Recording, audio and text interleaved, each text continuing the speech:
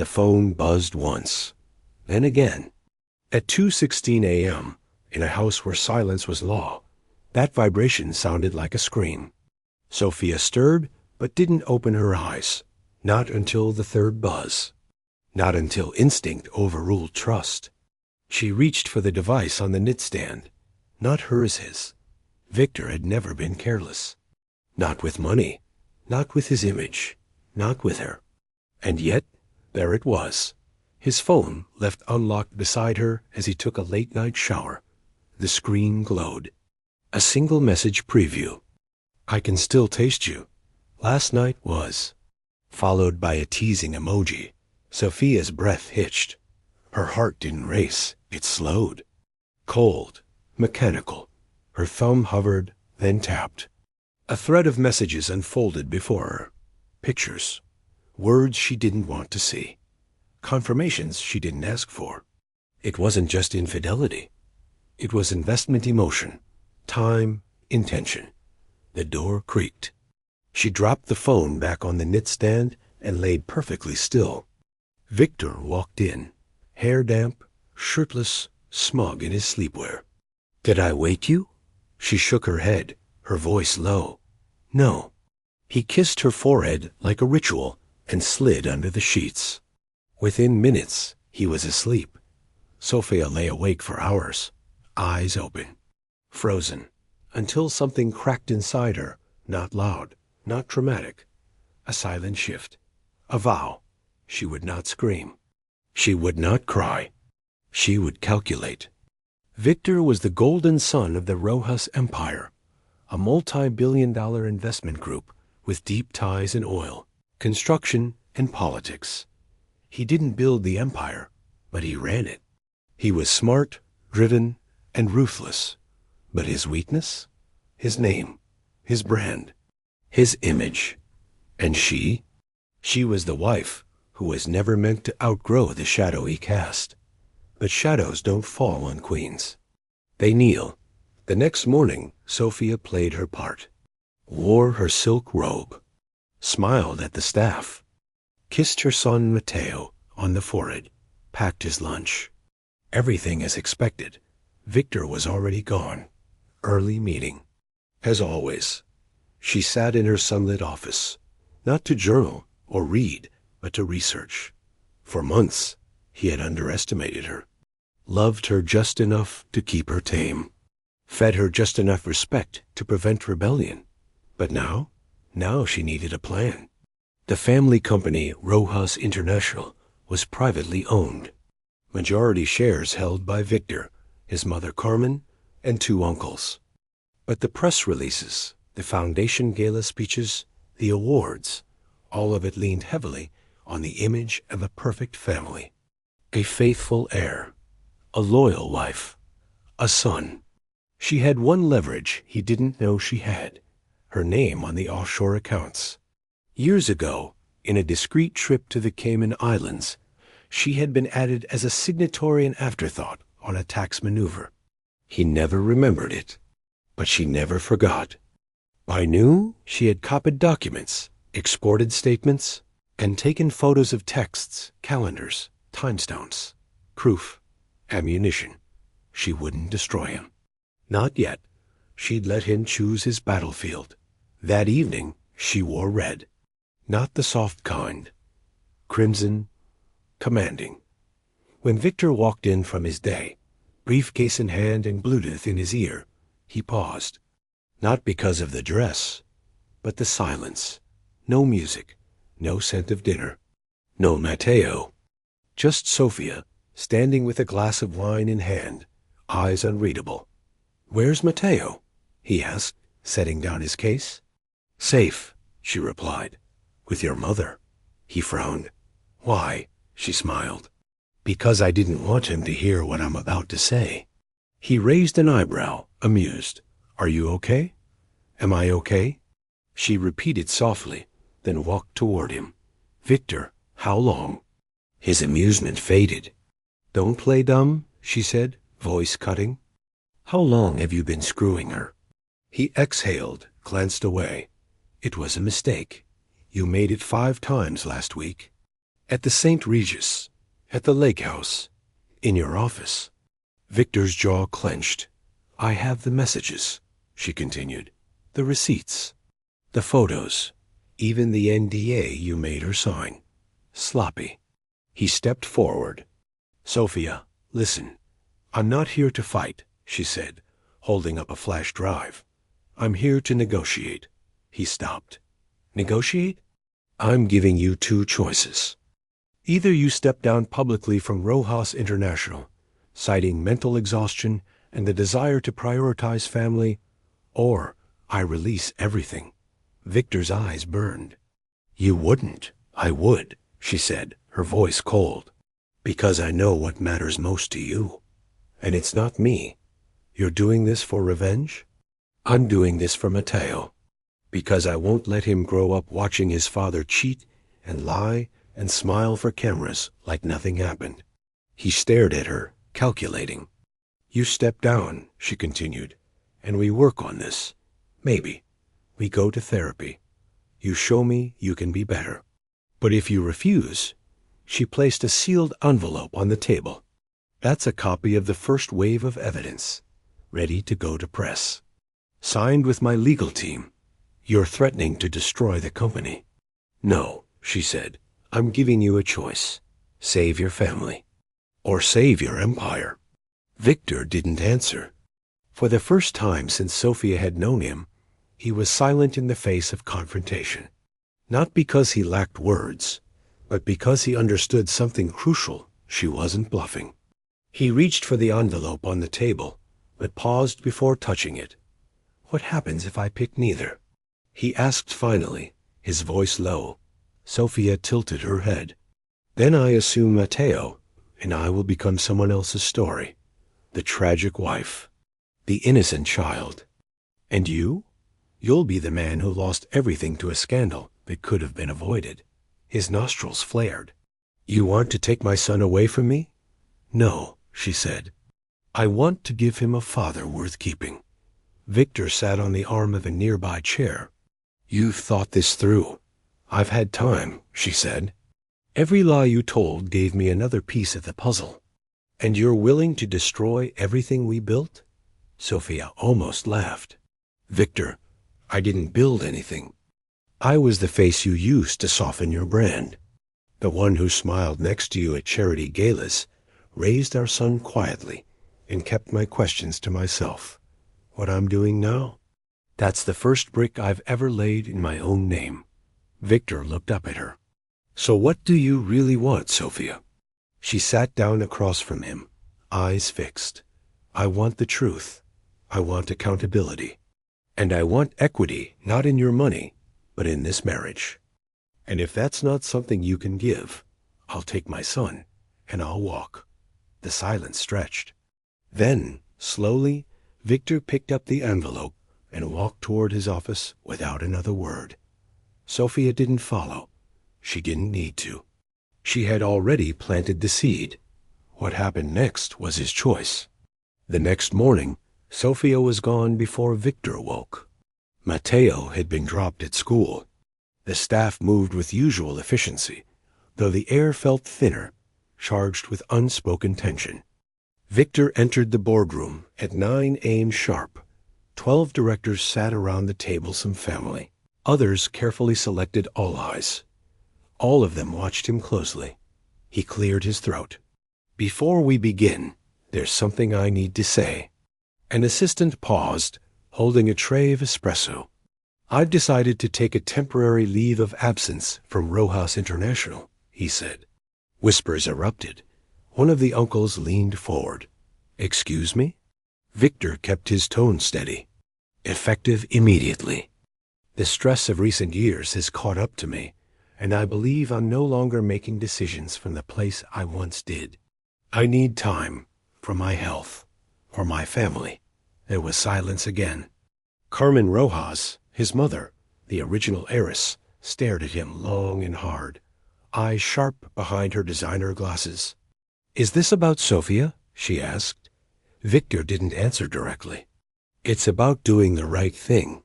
She gave a curt nod, and just like that, the meeting moved on.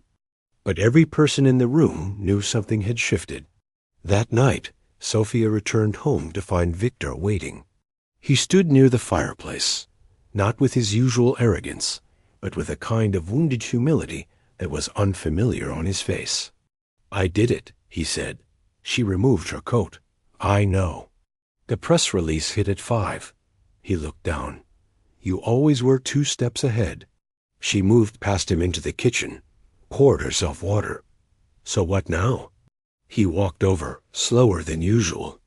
"Now, I go to therapy. I meet with a marriage counselor, if you'll come with me. And I start figuring out who I am without the company." Sofia nodded slowly. "And what about her?" "She's gone," he said. "I ended it.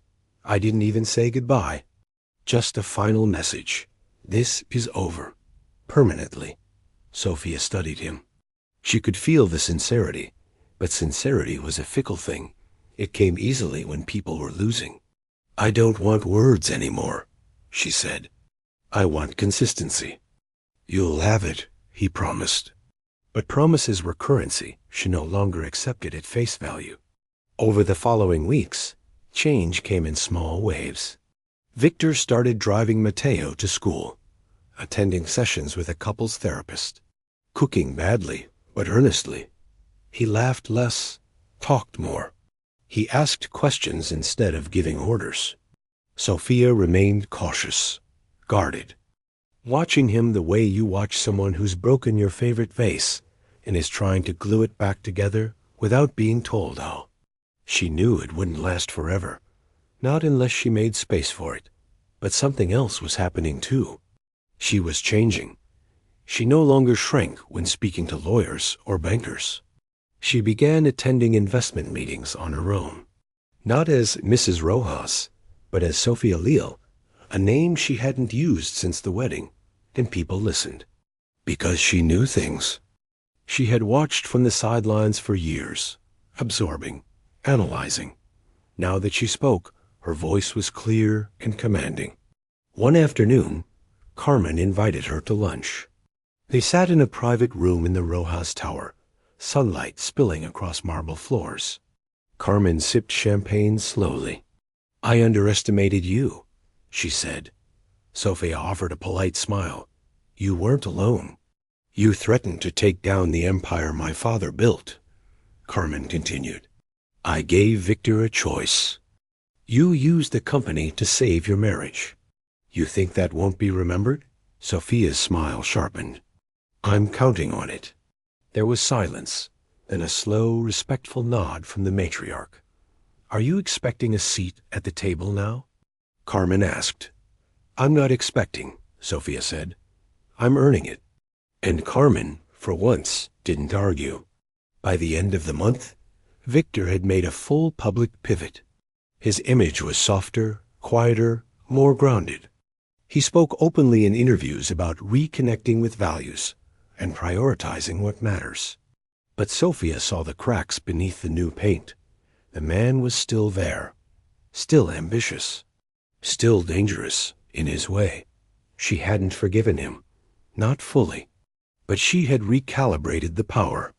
She was no longer the woman behind the empire. She was beside it. And if he ever forgot again, if he ever slipped, lied, or strayed, he wouldn't have to choose next time.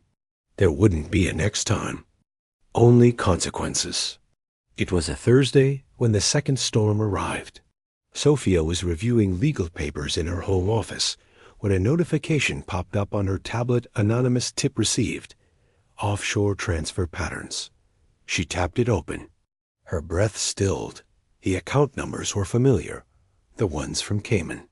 The ones Victor had forgotten about until recently. But what caught her eye wasn't the balance. It was the activity. Transfers. Silent. Strategic. To a private trust in Switzerland. The kind of move a man makes when he's preparing for collapse or escape. Sofia didn't panic.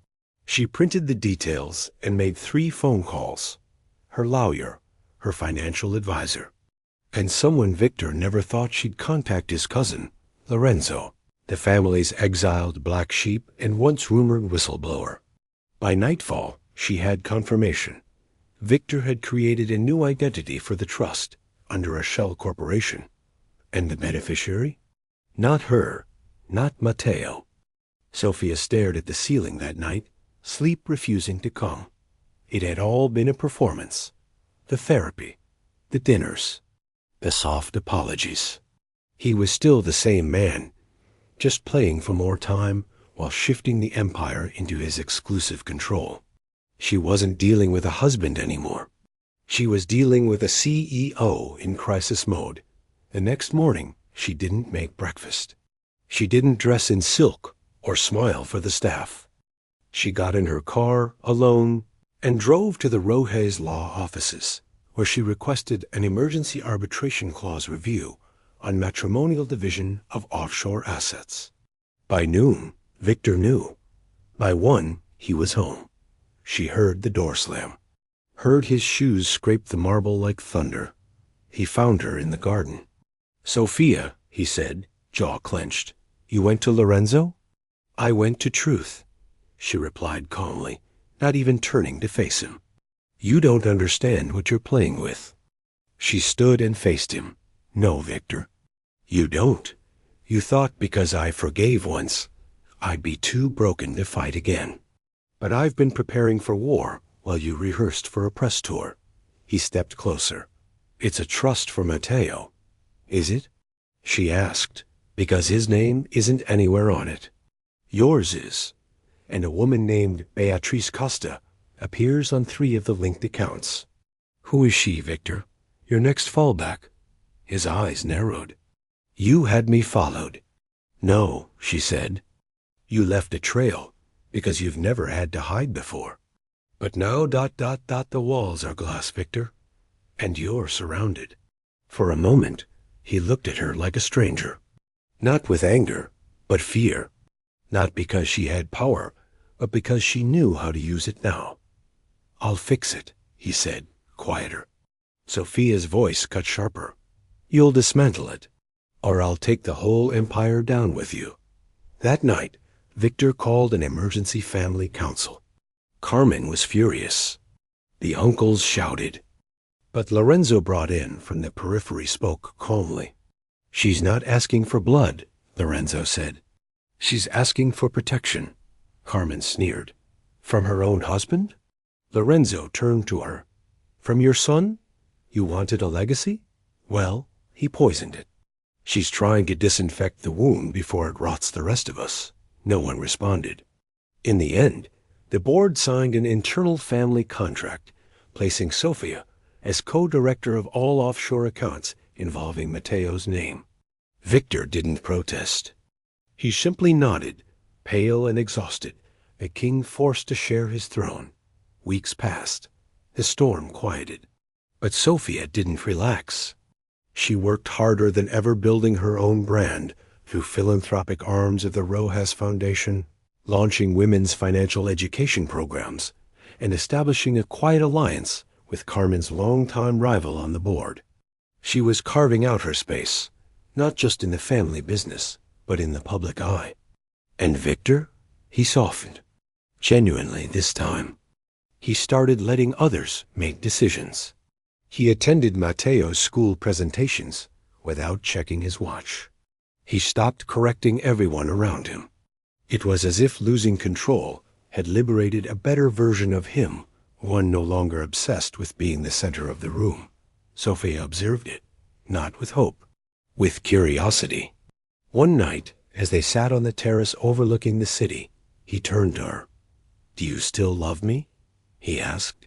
She didn't respond immediately. "I don't love the man you were," she said, "but I respect the man you're trying to become." He nodded, slowly. "That's enough," he whispered. But she wasn't sure if it was. Not yet. And came the gala. A high-profile event. Cameras. Journalists, CEOs. The night was meant to celebrate legacy leadership. Rojas International was being honored. Sofia, too. As they walked the carpet, arm in arm, flashes burst like lightning. The press called her name louder than his. "Sofia, over here. You're the heart of the foundation. What's your next move? Victor smiled, but his jaw tightened subtly. Inside the ballroom, he stepped aside to take a call. Sofia stayed near the front. She overheard two investors. She's the reason their stock didn't tank during the rumors, one said. Smart move keeping her close, the other replied. She's more than a wife. She's a strategist. Sofia turned slightly and saw Victor staring from across the room. Not angry, not jealous, just aware. The balance had shifted. She wasn't just part of the story anymore. She was the headline. The next morning, Sofia stood alone in the gallery hallway, barefoot, her robe hanging loosely from her shoulders. A tray of untouched breakfast sat beside her. She was staring at a portrait. It had been painted years ago, Victor and Matteo, seated like royalty. It was commissioned for the company's 50th anniversary and hung prominently in their home. But now she saw something different. She saw a woman who looked more like an accessory than a person. A boy posed, not playful. A man gripping the arms of the chair like he owned the air. Victor entered quietly behind her. You look like you're ready to say goodbye to that painting. I've been saying goodbye to the woman in it for months, she replied. He didn't try to justify the image. He didn't offer to repaint it. Instead, he asked, Are you leaving me? She turned to face him. I don't know yet. He looked down, then nodded. I'd understand if you did. She stepped forward slowly. Do you? I do, he said. But I also know.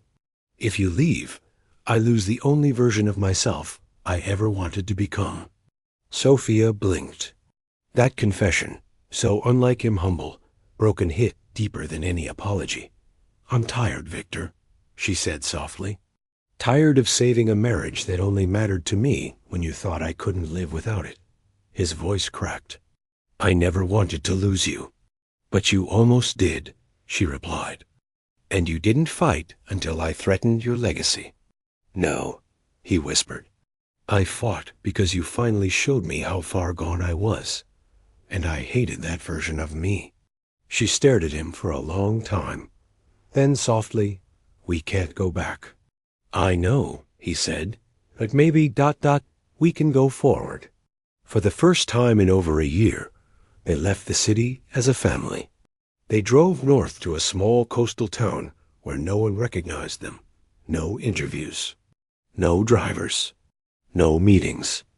Just the three of them, Sofia, Victor, and Matteo, in a rented cottage by the water. It was awkward at first. Victor tried too hard.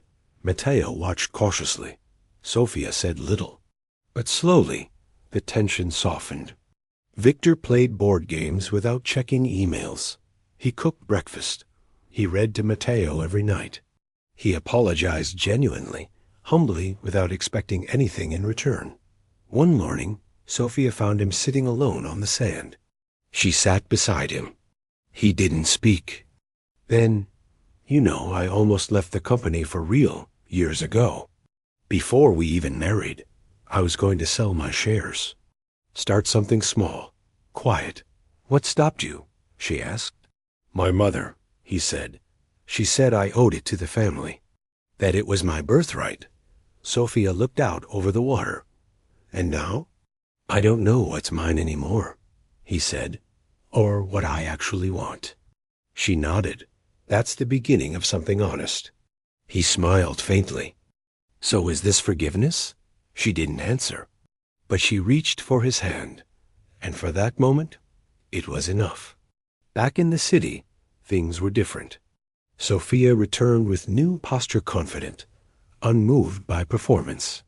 She gave a series of interviews about women in finance, rebranding herself not as a Rojas wife, but a Rojas partner. Her name began to circulate in circles even Victor hadn't reached. He didn't try to overshadow her. He let her lead. But not everyone approved. Carmen summoned her once again, this time with papers. We're restructuring the board, the matriarch said, pushing forward the documents. We want to give you full voting rights on one condition, Sofia raised an eyebrow. Which is? You remain married to Victor. Sofia leaned back, folding her arms. So my power still depends on his name. You built your brand on it, Carmen replied. Don't pretend otherwise. No, Sofia said slowly. I built my power on the ashes of his betrayal. If I sign this, it'll be because I've earned it, not because I stayed. Carmen studied her carefully. You really would walk away, wouldn't you? If I had to, Sofia replied. And you know what's worse than a Rojas divorce scandal? A Rojas widow scandal. Because if I'm forced to choose again, I won't take the company down. A pause. I'll bury it. Carmen said nothing for a long moment, then pushed the paper forward again, this time without conditions. That night, Victor waited for her in the garden. He held a small envelope. I had this written 3 weeks ago, he said, offering it to her. Sofia opened it. It was a formal amendment to the trust. Mateo now had full inheritance protection across every account Victor had once tried to conceal. Why now? She asked. Because I realized I was still playing both sides, still trying to win while pretending to surrender. And now? I'm surrendering, he said. Completely. She folded the paper and placed it in her bag. I don't want a war, Victor, but I won't live in a lie. He nodded. Neither will I. A long silence passed. Then, finally, he asked, Do you still believe in us? Sofia exhaled slowly. I believe in truth, in consequence, in rebuilding. She touched his face gently. Whether that includes us depends on how you keep showing up. And for the first time in years, she saw it. Not the man she had married, but the one he might finally become. Months passed. Autumn painted the city in tones of gold and decay. The Rojas name was still printed on the sides of buildings, still whispered at cocktail parties, still revered in financial circles, but now so was hers.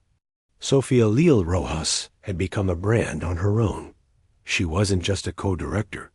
She launched her own firm, Leal, a wealth consulting company for women coming out of divorce or betrayal. The irony wasn't lost on her. Every client saw in her a survivor who hadn't merely endured. She had risen. Victor attended her launch event. He wore a quiet suit, no tie, no spotlight. When he watched her on stage, introducing her team, her mission, he didn't see her as his wife. He saw a woman who had clawed her way out of his shadow and planted herself in the sun. And for once, he was proud. Not possessively, but reverently. Back at home, Mateo was thriving. He didn't understand the depth of what had happened between his parents, but he felt the peace, the absence of tension, the presence of truth. He asked once during dinner, Are you and Dad better now? Sofia smiled gently. We're learning to be. Victor added, Every day. It wasn't the answer Mateo wanted, but it was real. And real, for a child growing up in a house that had once been built on performance, was a kind of security far stronger than illusion. Late one evening, Sofia stood in front of the same painting she once loathed.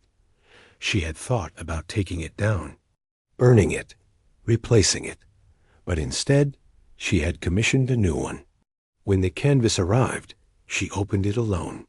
The woman in the new portrait stood alone, tall, grounded, powerful. No jewelry, no throne, just a quiet strength in her eyes and her hand resting gently on Mateo's shoulder. Victor wasn't in it, not out of punishment, but because this portrait wasn't about the image the world wanted to see. It was about what she had become when the world wasn't looking.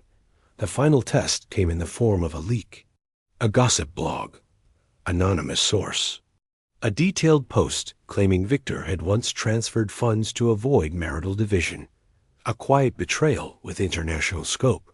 It named dates, accounts, even hinted at offshore laundering. The internet exploded. Victor's team scrambled. His uncles panicked. Carmen called every contact in her Rolodex. But Sofia?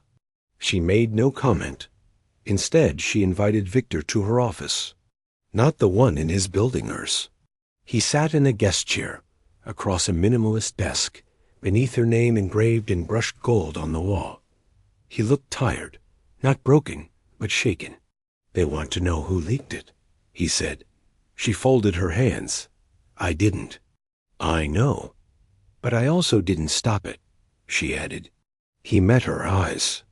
"Do you think I deserve it?" She didn't answer with words. Instead, she pulled open a drawer and handed him a printed statement. It read, "The past belongs to accountability. The future belongs to transparency. We all start over somewhere." At the bottom, her signature. "I'll read it tonight," he said quietly. "You'll read it live," she corrected. "Tomorrow morning." "Press conference at 10?" He swallowed. "And if I don't?" "Then you'll prove every word of that leak true," she said. "And this time, I won't defend you." He nodded slowly. Because he understood. This was her final test. Not of his loyalty. Of his courage. The press conference made headlines across the continent. Victor stood behind the podium, pale but steady, and delivered Sofia's words like they were scripture. He admitted past financial mistakes, took responsibility, and vowed transparency in all family holdings going forward. He didn't blame. He didn't spin. He submitted. And when he stepped down from the stage, reporters asked one last question. "Is your wife still with you?" He paused, then said softly, "She's always been ahead of me. I'm just learning to catch up." In the weeks that followed, public perception began to shift, not toward pity, but toward respect.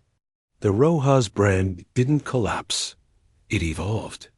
Investors called it the beginning of a new era. Inside the boardroom, Sofia now had a seat with full vote. Carmen resisted, but eventually yielded. The uncles deferred to her strategic decisions. Lorenzo quietly supported from a distance, preferring shadows to applause. Victor no longer dominated meetings. He advised, he listened. And when decisions didn't go his way, he no longer barked, he accepted. Sofia still watched him closely. But she no longer waited for failure.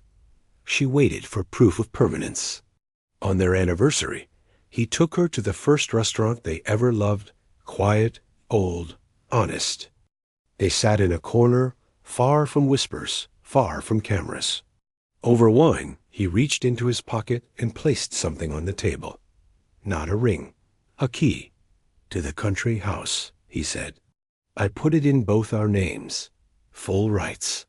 I know you haven't trusted me with permanence, so I'm giving you proof." She looked at it, touched it, then said softly, "I don't want the house." He tensed.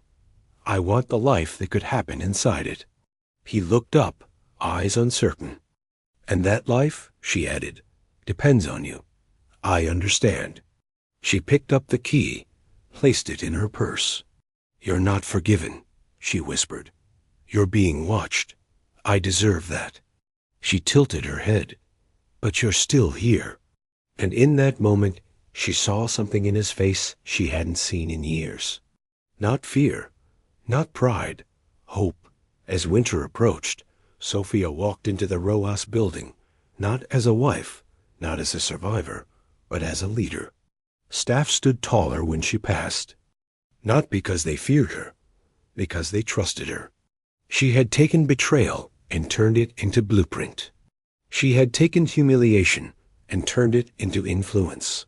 She had taken what was meant to destroy her and used it to transform the system that tried to bury her beneath a man's name. And now? Now the empire didn't just belong to Victor. It belonged to both of them. But more importantly, it belonged to her.